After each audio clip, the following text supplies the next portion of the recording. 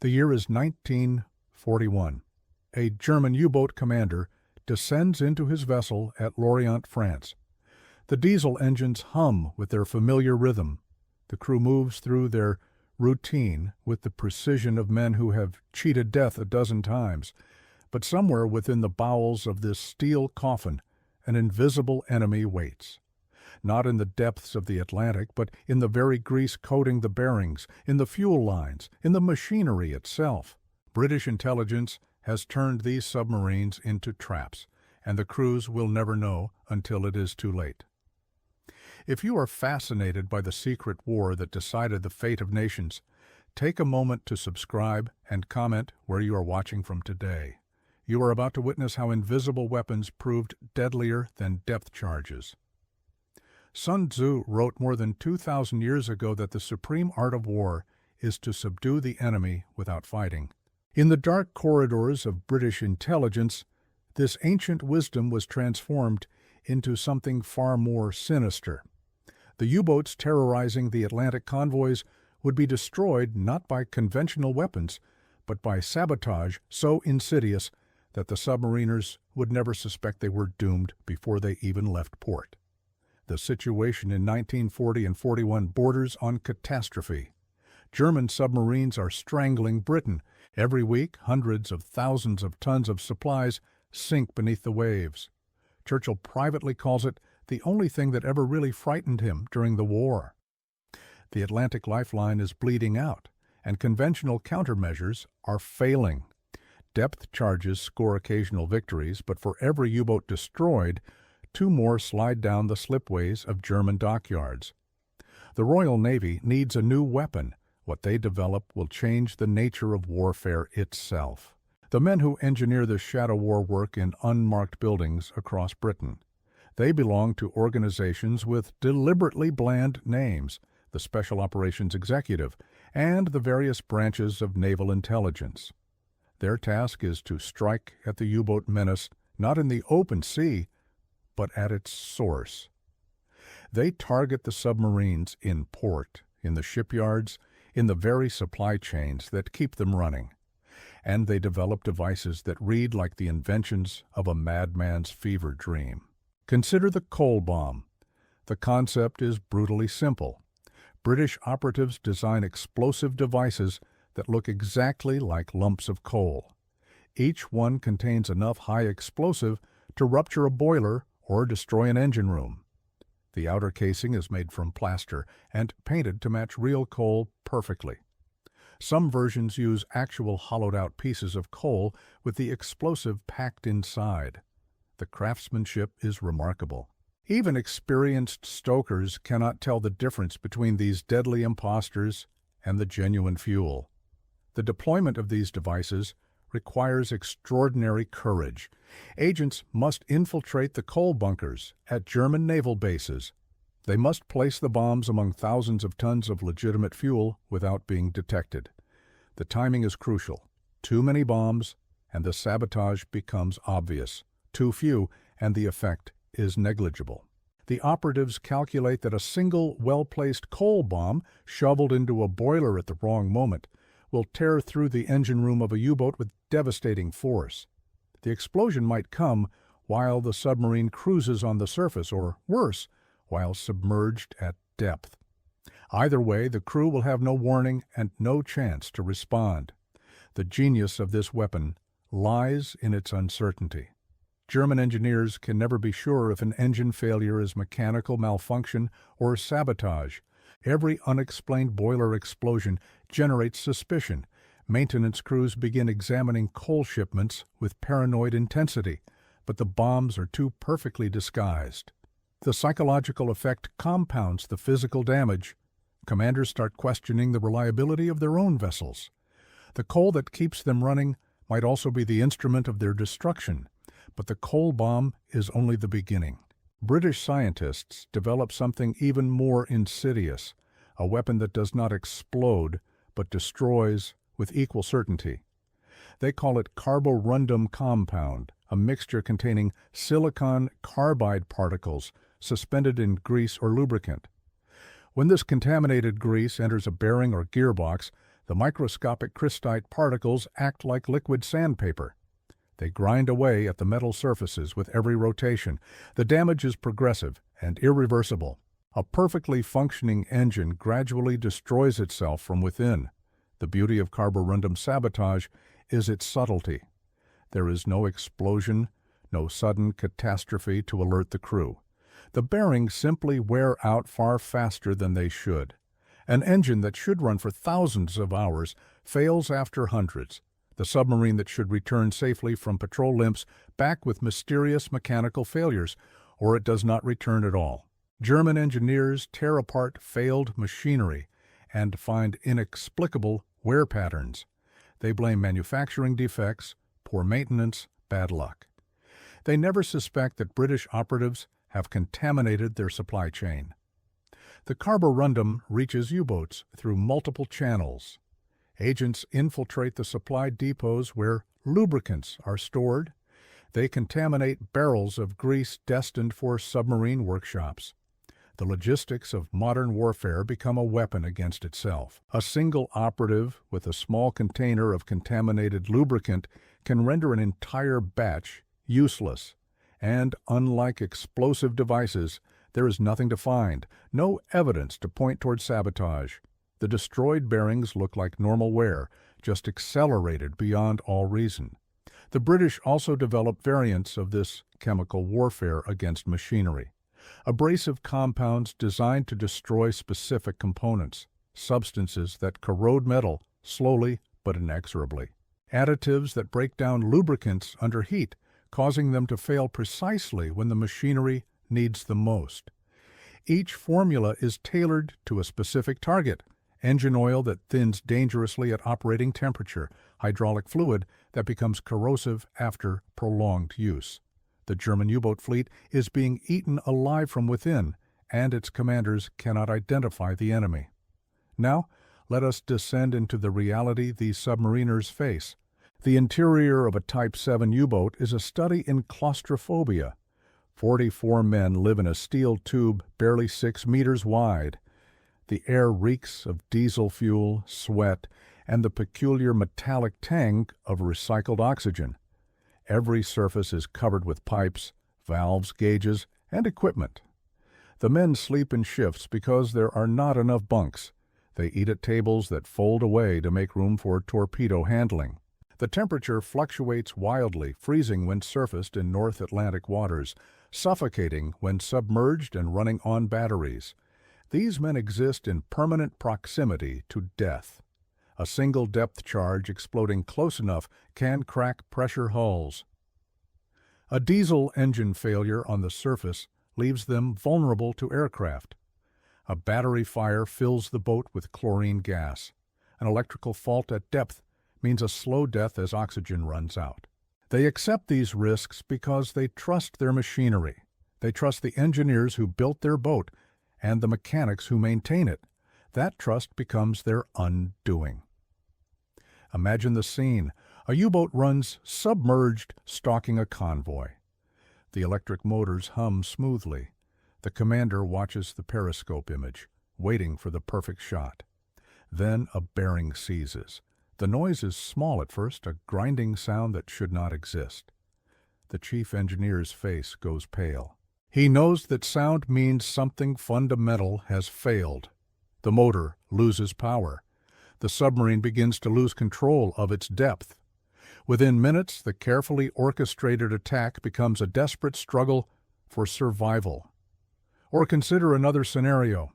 A U-boat cruises on the surface, charging its batteries after days submerged. The diesel engines run at full power. Suddenly, without warning, an explosion tears through the engine room. The stokers have shoveled a coal bomb into the furnace. The blast kills 3 men instantly and ruptures fuel lines. Fire spreads through the compartment. The commander orders an emergency dive, but the diesels are destroyed, and the batteries cannot sustain underwater operations. They surface in daylight, smoke pouring from the conning tower, easy prey for the first Allied aircraft that spots them. These scenarios play out dozens of times across the Battle of the Atlantic. Not every U-boat loss can be attributed to sabotage, but the margin is crucial. In a war of attrition, every submarine that fails to complete its patrol represents tons of supplies that reach Britain safely. Every crew that spends weeks in port waiting for replacement parts is a crew not hunting convoys. The sabotage campaign does not win the Battle of the Atlantic single-handedly, but it shifts the odds in ways that German commanders never fully comprehend. The human cost of this shadow war falls on ordinary sailors who have no idea they are victims. A young German machinist, 18 years old, maintains the diesel engines on his first patrol. He follows every procedure exactly as trained. He oils the bearings, checks the fuel lines, monitors the temperatures. Everything appears normal. He cannot know that the grease he applied came from a contaminated batch. When the engine fails catastrophically 3 weeks into the patrol, he will die believing he made some fatal mistake. His family will receive a telegram saying he fell in defense of the fatherland. They will never know the truth. The moral complexity of sabotage warfare haunts those who wage it. British operatives understand they are condemning men to horrible deaths, drowning in icy water, burning in engine rooms, suffocating in disabled submarines. These are not soldiers falling on a battlefield, but sailors destroyed by machines they trusted. The operatives justify their actions with grim arithmetic. Every U-boat eliminated by sabotage represents dozens of Allied merchant ships saved. Every submarine kept in port for repairs is a submarine not sinking supply convoys. The math is cold but compelling. Sabotage saves more lives than it takes. Pause here for a moment and consider the scope of this invisible war. If you are finding this story compelling, hit the subscribe button and let me know in the comments what aspect of this secret conflict surprises you most. We are only beginning to uncover the depths of British ingenuity in this deadly contest. The Special Operations Executive establishes networks across occupied Europe specifically targeting U-boat operations. These agents do not merely plant bombs and contaminate supplies. They recruit workers inside the shipyards and dockyards where submarines are built and maintained. French workers forced to labor for the German war machine become willing participants in sabotage. They slow production through deliberate inefficiency. They introduce subtle defects that pass inspection but cause failures at sea. They provide intelligence about U-boat movements and vulnerabilities. The French dockyards at Lorient, Brest, Saint-Nazaire, and Bordeaux become central battlegrounds in this secret war. These Atlantic ports serve as the primary bases for the U-boat campaign against Britain. German commanders chose them precisely because they put submarines closer to the shipping lanes, reducing transit time and increasing patrol duration. But this geographic advantage comes with a fatal vulnerability. The German workforce at these bases is entirely insufficient. They must rely on French laborers, tens of thousands of them, to keep the submarines operational. These French workers hold the U-boat campaign in their hands. They repair damaged submarines, maintain equipment, handle supplies. German supervisors cannot watch every action of every worker. The French understand this. With guidance from SOE agents, they transform routine maintenance into systematic sabotage. A mechanic installs a part incorrectly in a way that will cause failure after several hundred operating hours. An electrician creates a short circuit that will activate unpredictably. A welder leaves microscopic flaws in critical seams that will open under pressure. The genius of this approach is its plausible deniability. No individual act of sabotage is obviously intentional. Each defect could be explained by carelessness, incompetence, or material flaws. The cumulative effect, however, is devastating. Submarines that should be reliable become maintenance nightmares. Patrol after patrol is cut short by equipment failures. German commanders become increasingly frustrated with the quality of repairs performed at French bases. They suspect sabotage, but cannot prove it. They cannot function without French labor, yet they cannot trust French workers. German security responds with increased surveillance and harsh punishments. Workers caught in acts of sabotage face execution. Their families face reprisals. The German state apparatus responded with deadly severity to sabotage on the part of forced laborers. Suspected saboteurs disappear into concentration camps. Yet the sabotage continues. The French workers accept the risks because they understand the stakes. Every U-boat they cripple is a blow against the occupation of their country. Every submarine that fails to return is a small victory for the resistance. The British coordinate these efforts through elaborate networks. Agents communicate with London through coded radio transmissions. They receive supplies through nighttime parachute drops and secret submarine landings. The materiel they receive includes specialized sabotage devices, carborundum compounds, timed incendiary devices, tools for subtle mechanical sabotage. Each delivery comes with detailed instructions for use. The British understand that random sabotage wastes resources. Targeted sabotage, directed at critical components and vulnerable systems, multiplies the impact enormously. One of the most spectacular sabotage operations targets not the U-boats themselves, but their power supply. Operation Josephine B in June 1941 sends SOE agents against the electrical transformer station at Pissas, near Bordeaux. This station provides power to the massive U-boat pens under construction along the French coast. Without electricity, the construction cranes fall silent. The machine tools stop running. The concrete mixers sit idle. The entire infrastructure supporting U-boat operations in the region depends on this single point. The sabotage team parachutes into France and makes contact with local resistance networks. They conduct meticulous reconnaissance of the target. The transformer station sits behind fences and guards, but security is not impenetrable. The agents identify the most vulnerable components and calculate the explosive charges needed. On the night of the operation, they approach under cover of darkness.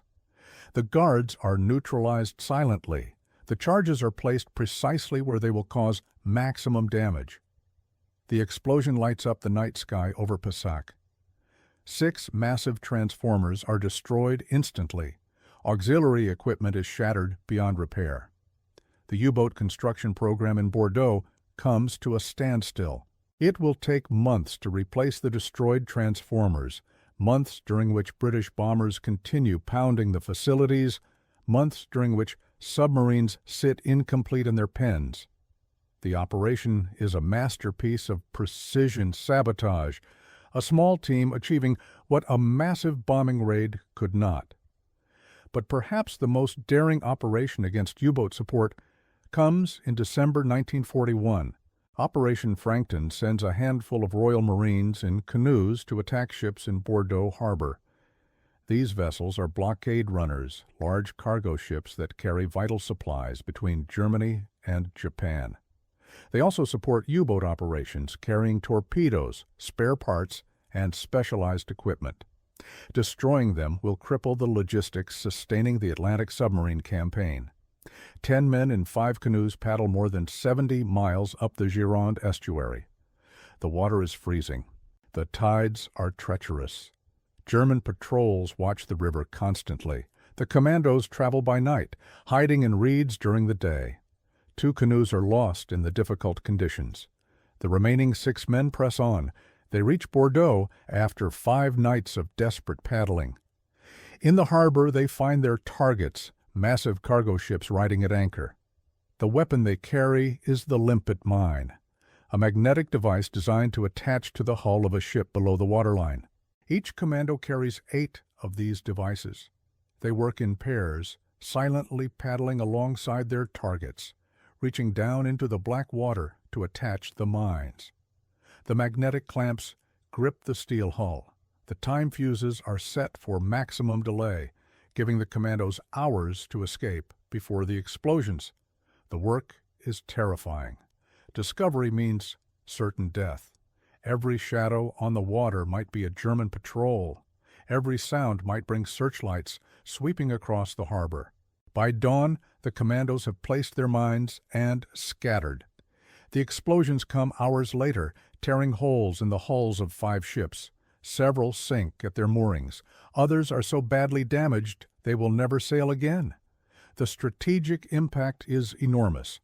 Vital supplies intended for the U-boat campaign lie at the bottom of Bordeaux Harbor. The blockade runners will not make their next voyages. The submarines in the Atlantic will feel the loss in shortened patrols and reduced effectiveness. Of the 10 men who began Operation Frankton, only 2 survived the war. Most are captured and executed by German forces, shot despite being uniformed soldiers entitled to prisoner of war status. The operation becomes known as the Cockle Shell Heroes, immortalized in books and films. But beyond the heroism lies a cold military calculation. 10 men in canoes, armed with little more than explosives and extraordinary courage, achieved what entire bombing squadrons could not. They struck at the heart of the U-boat support network and wounded it grievously. The cumulative effect of all these operations defies easy measurement. How do you quantify the impact of a contaminated bearing? How do you attribute a submarine's failure to a sabotaged repair performed weeks earlier? German records from the war reveal growing frustration with mechanical unreliability, but rarely identify sabotage as the cause. The success of the sabotage campaign lies precisely in this ambiguity. The Germans suspect something is wrong, but cannot identify what. They implement security measures that slow operations without eliminating the threat. They waste resources investigating incidents that may or may not be sabotage. British intelligence monitors the results through intercepted communications and agent reports. They know when U-boats return to port with unexplained failures. They know when submarines simply disappear without any Allied attack being recorded. They track the growing shortage of spare parts and the lengthening repair times at French dockyards. The picture that emerges is one of a German U-boat force under siege not from the sea, but from within. The weapon that came too late is not the advanced submarine designs the Germans rushed to complete, but the systematic sabotage that prevented their existing fleet from reaching full effectiveness. The impact extends beyond individual submarines. The entire German logistical system becomes suspect. Every supply shipment might be contaminated, every repair might be compromised, every piece of equipment might fail at a critical moment. This uncertainty corrodes operational efficiency. Commanders become reluctant to push their boats to the limit when they cannot trust their machinery. Aggressive patrol tactics give way to cautious operations designed to minimize mechanical stress. The hunters become tentative, and their prey escapes more often. Consider the broader strategic context. The Battle of the Atlantic reaches its climax in 1943. Allied convoy losses, which once seemed unstoppable, begin to decline. German submarine losses, meanwhile, climb dramatically. May of that year becomes known as Black May in U-boat circles. 43 submarines are destroyed in a single month. The German submarine force never recovers. Admiral Dönitz withdraws his boats from the North Atlantic, conceding defeat in the campaign that once seemed certain to strangle Britain into submission. Historians typically attribute this turning point to multiple factors: improved radar, long-range aircraft, better convoy tactics, the breaking of German codes. All these played crucial roles. But sabotage contributed in ways that statistics cannot capture. Every submarine that sailed with compromised machinery, every patrol shortened by equipment failure, every boat that never returned due to unexplained causes, all these subtracted from German effectiveness in ways that compounded the impact of Allied countermeasures. The forced laborers who built it and maintained U-boats deserve particular recognition. Millions of people were compelled to work for the German war machine. Their position was desperate, but many found ways to resist. Prisoners of war deliberately worked slowly. Concentration camp inmates introduced defects when possible. Even ordinary civilian workers engaged in subtle acts of defiance. The V-2 rockets produced at the Mittelbau-Dora camp were notorious for their unreliability, with many failures attributed to sabotage by slave laborers. The same pattern appeared wherever forced labor was employed. For U-boat construction specifically, the reliance on non-German workers created endemic vulnerabilities. Skilled labor could not simply be replaced. German supervisors could not personally verify every weld, every assembly, every installation. The submarines that slid down the slipways might look complete, but hidden within them were the seeds of failure planted by hands that wished them destroyed. Some submarines failed on their very first patrols due to defects that could only have been intentional.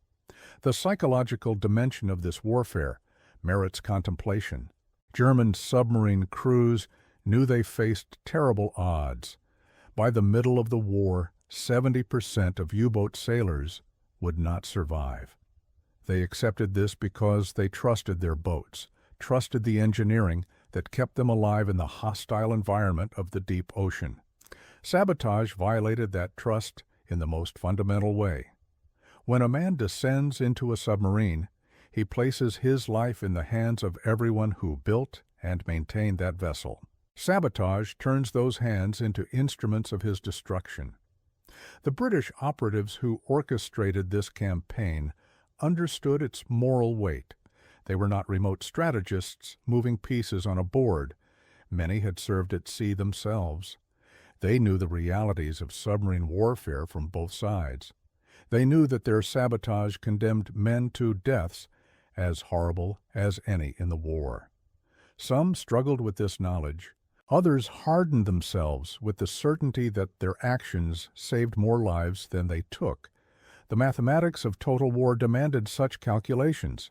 As we approach the conclusion of this account, let us pause once more.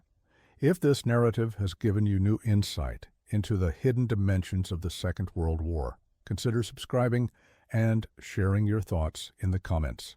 The story of sabotage warfare deserves wider recognition, for it reveals truths about conflict that conventional histories often overlook. The legacy of this invisible war extends far beyond the specific operations described here. The techniques developed by British intelligence became the foundation for subsequent sabotage campaigns. The principles of targeted disruption, of attacking systems rather than individuals, of using the enemy's own infrastructure against him, all these found application in later conflicts. The coal bomb evolved into more sophisticated devices. The carborundum compound led to an entire science of covert material degradation. The human networks developed by SOE became models for future resistance movements. But perhaps the most enduring lesson is also the most ancient. Sun Tzu's maxim that the supreme art of war is to subdue the enemy without fighting finds its modern application in sabotage warfare. The British did not defeat the U-boats through sabotage alone, but they weakened them in ways that made conventional victory possible. They attacked not the enemy's strength, but his vulnerabilities. They turned his own systems against him. They won battles without ever engaging in combat. The men who sailed in U-boats rarely understood what was happening to them. They knew that machinery failed more often than it should. They knew that some boats never returned from patrol for no apparent reason. They knew that the war was going badly. But they could not know that British operatives had contaminated their fuel, that French workers had weakened their hulls, that the very grease on their bearings was destroying them from within. They fought an enemy they could not see, could not understand, could not defeat. In the end, the Battle of the Atlantic was decided by many factors. Improved Allied technology played a role.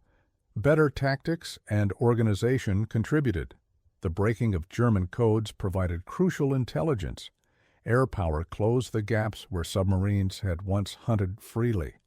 But running beneath all these conventional explanations is a darker current, a secret war fought with contaminated grease and bombs disguised as coal, with limpet mines and sabotaged repairs. This invisible war never appeared in official communiques, never earned medals for valor, never produced heroes celebrated in their own time, yet without it, the outcome might have been different. Every U-boat eliminated by sabotage was a U-boat that did not sink merchant ships. Every submarine delayed in port was a submarine not hunting convoys. Every patrol shortened by equipment failure was a patrol that delivered less destruction. These small victories accumulated into strategic impact. They did not win the war, but they helped ensure that the war could be won. The German commanders who faced this invisible enemy never fully grasped its nature. They saw declining reliability in their submarines. They saw lengthening repair times. They saw unexplained losses. They blamed British air power, improved radar, better depth charges. They never understood that their own dockyards had become enemy territory, that their own supply chains carried weapons against them, that their own machinery was betraying them. This failure of understanding was not stupidity, but the inherent limitation of conventional military thinking confronting unconventional warfare. The British success in sabotage warfare offers lessons that remain relevant today. Complex systems have complex vulnerabilities. Supply chains create attack surfaces. Human factors matter as much as technology. Trust is a strategic asset that enemies will attempt to destroy. These principles apply to modern infrastructure, to cyber operations, to any conflict where sophisticated systems create dependencies that can be exploited. For the individual German submariner, none of this strategic analysis mattered. What mattered was the bearing that seized at the wrong moment, the engine that exploded without warning, the submarine that dove and never rose again. These men died believing they were victims of war's random cruelty. They could not know that their deaths were arranged in London, executed through a continent-wide conspiracy of sabotage. They could not know that the supreme art of war had been turned against them in ways they never imagined. The U-boats rest now on the Atlantic floor, hundreds of them, steel tombs holding the remains of young men who trusted their machines. Some were destroyed by depth charges and torpedoes, their ends violent but comprehensible within the logic of naval warfare. Others were destroyed by sabotage, their ends a mystery even to themselves. The distinction matters little to the dead, but it matters to history, for it reveals how wars are really won, not always by the biggest guns or the bravest soldiers, but sometimes by a packet of contaminated grease, by a bomb that looks like a lump of coal, by the invisible hand of an enemy who strikes without ever being seen. This is the story of how British intelligence turned U-boats into traps. It is a story of ingenuity and courage, of moral compromise and strategic calculation, of men dying in ways they never understood because of enemies they never knew existed. It is a story that deserves remembering, for it illuminates the shadow side of warfare that official histories often ignore. The supreme art of war is to subdue the enemy without fighting. In the cold waters of the Atlantic, that ancient wisdom found modern application, and the course of history turned on weapons too subtle to see.